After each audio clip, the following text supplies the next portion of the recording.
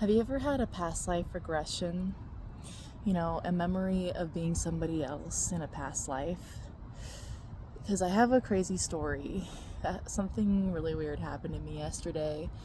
Uh, I believe I went to a site where I once was murdered. So let me tell you, I don't know where I'm going to share this video. I just want to make it mostly just for my own documentation, and it's an ongoing story. So if you're not into this kind of thing, please just scroll, or I think I might put this on YouTube. Anyway, here it is. Here we go.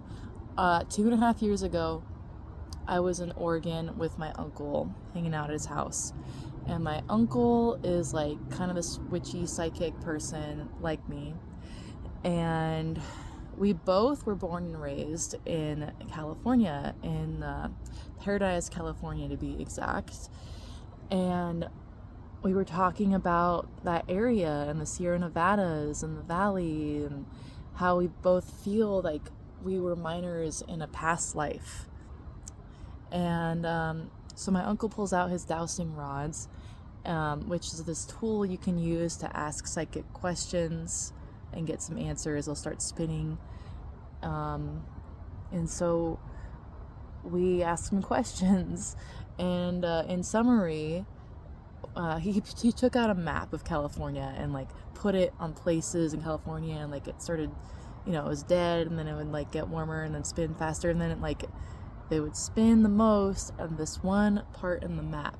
So in summary, we realized that we both lived a past life as miners during the gold rush, and we knew of each other, and we were both in this little town called Porte in the Sierra Nevadas. And so at this point I said, we gotta go there and we gotta check it out and see if we recognize anything or if we remember anything from this life. And he's like, yeah, of course. But then, like I said, this was 2.5 years ago. Time went by. Like when the weather was good, I'd be like, hey, let's go down there next weekend, whatever. And but anyway, I happen to be on a road trip this week, and I'm staying in Grass Valley right now, which is pretty close to there. So I call up my uncle. I'm like, hey, I'm down here. Come down here. Let's go do this. And he said, I can't. No. But he's like, I'll send you gas money, so you go there. So I ended up driving to LaPorte yesterday by myself and checked it out.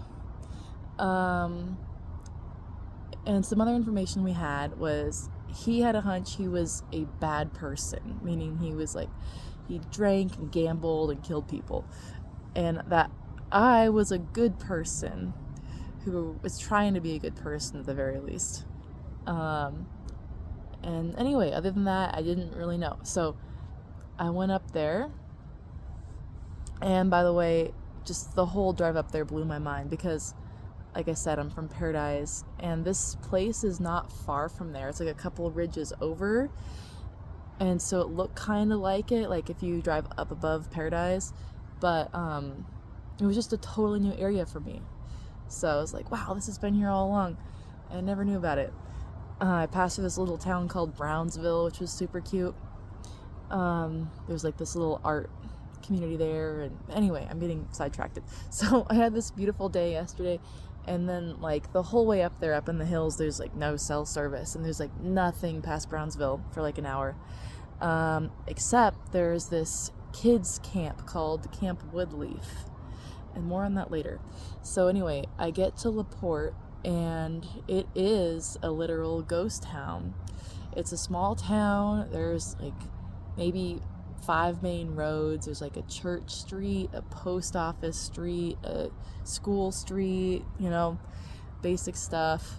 There's an old inn, and there were a few people up there, like Forest Service worker type people, and like snow plows and fire department people, but other than that, there was no like actual residents unless they were doing something for the forest up there, so there was like maybe like 5 people or 5 to 10 people in trucks doing work. I got the feeling that like it's a place that in a couple months from now it'll get a few tourists, like some hikers through there.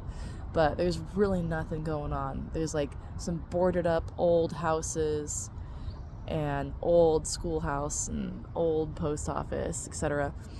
And the energy there was really interesting to me. It was extremely peaceful and still, eerily still, dead quiet. Like, I got out of my car and you could just hear this faint rustle of the wind through the trees. And other than that, it was just, the air felt heavy, but empty. So it was very interesting. And my plan was to actually go down to the river, which was down this dirt road about another 2 miles from the town, to this place called Porte Twin Bridges. Because apparently, according to my uncle, that's where he had a mining claim and I had one near there too. So I had to go there and scope it out. And as I'm driving down there, I noticed that I was feeling nervous for some reason. And which would make sense because, like, I am by myself in the middle of nowhere, no cell service on a dirt road. Like, I guess that's a little bit sketch. But if this felt more than that, like, by the time I got out of the car, I was like, it felt like something bad was going to happen. And it felt irrational. Like, what could possibly go wrong? I don't know. It felt like a memory type of something bad's gonna happen, not like something bad's actually gonna happen. It was like irrational in that it was in my nervous system and not in the actual environment, you know? So I walk down to the river, and by the time I get there, it becomes clear to me, yep, this is where I was murdered. And I remember dying. I remember this feeling of suffocation because I had a bullet shot through my back, through my heart. And this knowing after I died, you know, when you die, like, there was confusion, like, of course, during that. I didn't know who shot me, but then when you die, your soul leaves your body and you kind of just get this, like, higher perspective of things. So I had this knowing that it was my uncle, that character who was my uncle, who shot me. I saw him as a middle-aged, like, I want to say like 42-year-old man with medium length, darkish, like maybe light brown hair. And he shot me. And then what happened was he went down to my body and he took out the bullet, washed it off, threw it in the bushes, and threw a tomahawk in my back, and then just left me on the riverbank. I was like, okay, before I have time to process this, let me just go back into town where I feel a little safer. So I did. I went to the cemetery and hung out there for a bit. And I wanted to see if I can find our graves, right? So I'm walking around the cemetery, and I got the feeling that my grave was not there, actually. But then I was looking for my uncle's, and I had a hit that his name was John. And then, like, shortly after I thought that, I was walking by this grave and felt pulled to it, and the name on it was John McLaughlin. And he died in 1886 at age 52, and he was an Irish immigrant. And then it hit me that during that session with the dowsing rods with my uncle, he said he felt like he was an Irish immigrant. And I'm like, okay, whoa, that checks out. There's literally somebody buried here who was an Irish immigrant. And I thought his name was John, which was cool. And so this guy, John, he was buried next to his wife, and he had kids. And it's kind of got a weird vibe from both of them, to be honest. But I think he might have been the town drunk. And I also had this vision of how he died. So I think, like, he might have shot me in his early 40s, and then maybe about 10 years later, I saw that he was in a wagon heading down the hill, like back down from La Porte, around the area where that Camp Woodleaf is, and I saw that he had a heart attack and died somewhere around there. And then I wondered what happened to my body. So I had a feeling that it was sent to Marysville. So then I had a vision a little bit more about who I was. I was this maybe like late 20s, early 30s guy. It was like this tall, lanky, sandy blonde haired kid who was like way too nice for his own good. And was from the East Coast somewhere. I want to say Illinois. Or maybe, yeah, let's just go with that for now. Put a pin in that. And I had a young love, and we got married.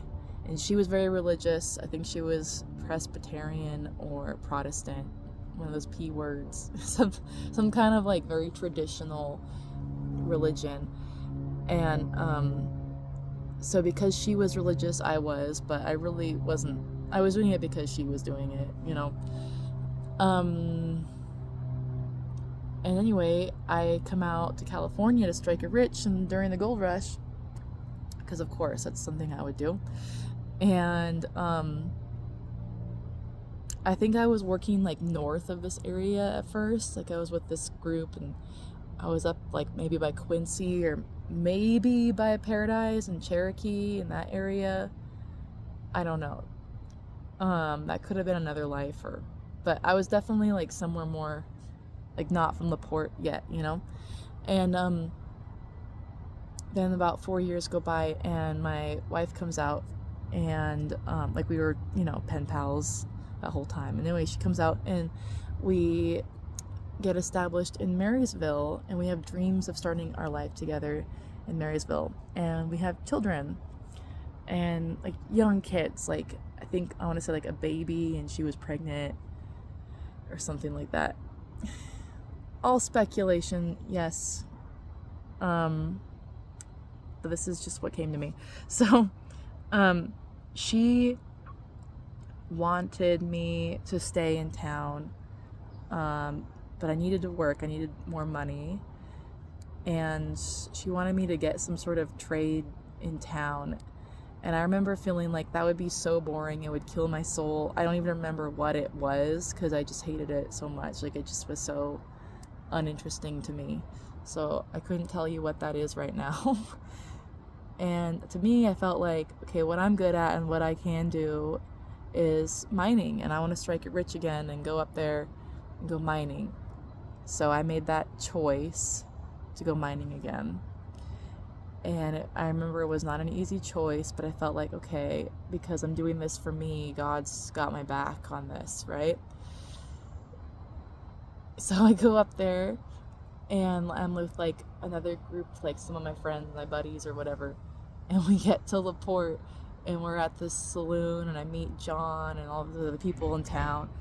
And I don't think I got, like, I think I was very trusting of people, and I don't think I got the vibe that he was a bad guy, because he was like, oh sure, you can go down by the river or whatever. And like I had my area, it was just like south of the river, but then this guy just like went behind my back literally and killed me, to set an example, because there was a rumor going around that there were natives in the area. So he framed it so it looked like Indian killed me and this place isn't safe, so all y'all people who showed up, now you should leave, you know. So that's why I died, and I'm still processing how I feel about that. Like, I don't hold a grudge against my uncle, but I know there's some karma. I think it's really interesting that like we know each other now, so I'm curious to see how the story continues to unfold, because I think there's a lot to learn from it. But anyway, oh yeah, so I got that vision, and now I really want to go to Marysville, so tomorrow I'm going to go there, so the story will be continued. But one more little side note. When I drove back down the hill back to Grass Valley last night, I got back into cell service and I looked up the obituary of John McLaughlin, and apparently he actually did die exactly where I saw him dying. It said he fell off of a wagon by that, what is now that camp. It used to be like this trading post right there where that camp is. And yeah, I'm pretty sure he was drunk. He was like old and he just happened to have like a heart attack and fell off the wagon right there. And call me crazy, I have a very active imagination, but isn't that nuts that like I just knew how this guy at this grave site died? So that kind of gives me some, I don't know, some hope that maybe there's some more truth to this story.